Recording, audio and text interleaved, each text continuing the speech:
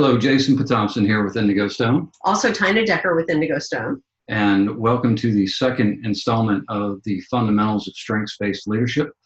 Hopefully by now you've watched the video on strengths and the full 34 walkthrough, as well as the Power of Positivity video by Sean Accord. Today we're going to be diving into the second step in the Manager's Academy, and that's going to be around engagement element 1. Hopefully by now you've already watched the video, What the Heck is Engagement, through the YouTube link. If you've not watched that, please pause this video, go to that one and watch it all the way through, and then come back. And here we go. Welcome to element 1. Element 1, and the purpose of element 1 is to ensure that your employees, the people that you are managing, know exactly what is expected of them in their workday. The words you're going to see throughout this deck are focus me. The reason for that is listed in the bottom left-hand corner of this slide, and that almost half of the workers are not clear about what they're supposed to do every day. It's particularly true when chaos erupts in the workspace and they're not doing what their normal routine is. Having the power to be able to prioritize activities and where they should be focusing their time is critical with element 1. So you are in such a great position to really figure out the culture that you want and help to set that. So you influence and inspire your team's engagements and their actions. You can create high levels of engagement over time by continuously focusing on your employees and the change in the workplace. So you are all in the midst of a significant change right now. Being aware of that and helping your staff reprioritize as things emerge will be super important for keeping them engaged. Will enable your commitment to engagement by giving you some tools and templates to enhance your ability to interact with your team. So this is very hands-on. There's tactical things to do. And so while you're doing, remember to be the positive example, be the kind of person that you want your culture to be, and your staff will follow. And those tactical tools that Tina is referencing are contained in the PDF that should have been posted to the Microsoft Teams, giving you both the layout of how you should be processing through these videos. Additionally, it will have the homework for the strengths and for this video contained in that document.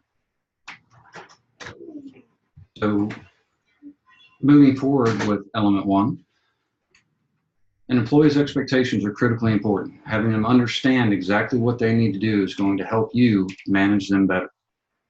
It's also going to help them make sure that they're meeting what you want them to perform in terms of their role. So one of the most basic employee needs in the workforce is knowing what success looks like in the job they do.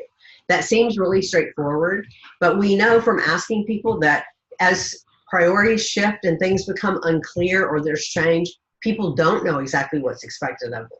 And then people are disappointed when they don't meet your expectations, and you're disappointed when they don't as well.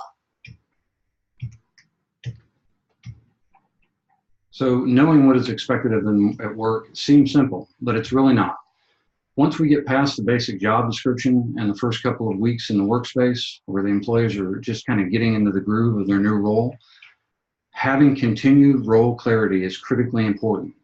As you are in a dynamic environment, not only right now, but every day in the workspace, having regular check-ins with the people that you're managing to ensure that they're working on the most critical task for the mission you are trying to accomplish is absolutely necessary. So this is in your leader's guide or in your participant guide. So we want you to ask yourselves, do all of your team members know what's expected? Are they always clear about your expectations? Do they know what to do and when to do it? What do you hope for beyond the basics that are in that job description? And then how do you measure your team members around those basic expectations, and do they understand that? How often do you sit down with individual team members to discuss their progress? And we would recommend at a minimum that you're spending 5 to 10 minutes a week with everybody that reports to you, so you can have a continuing ongoing dialogue about their focus and their ability to meet the expectations that you have for them. So again, it's knowing what success looks like. It's knowing what's expected of your employees and them knowing. They get up in the morning and they want you to be happy. They want to do a great job. So let's be sure that we're enabling that by giving them clarity around expectations. So there are three basic areas where they need this focus. First one is functional. What is required of them in the role? What are the responsibilities? What are they being measured against? And that's really what's in your job description. So that's just a third of what they need. The emotional expectations kind of talks a little bit more about you're kind of getting into the culture. How does the business operate? How do we at Kaiser function when we make decisions, when we have conflict? How do we operate in that space to be effective and to meet the Kaiser culture and values? Yep. Sorry, and relational is really about what are the team's collective expectations around one another. So how do you want to work together as a team? Some people kind of have ground rules for how do we work together when we're together. And something that's going to help you with this relational piece is really getting a handle on both your individual strengths and the strengths of your team members. It will kind of help you guys in that relational space. So again, knowing what is expected. High performance in every role starts with the leader consistently communicating expectations. So if you can give a clear picture to the people that you're managing of what success looks like, it greatly enhances your ability to fulfill that expectation. Communicating expectations, goals, and priorities is critical to your mission success. That's all we have for you with engagement element 1. Please feel free to reach out to us by email if you need to have any questions answered.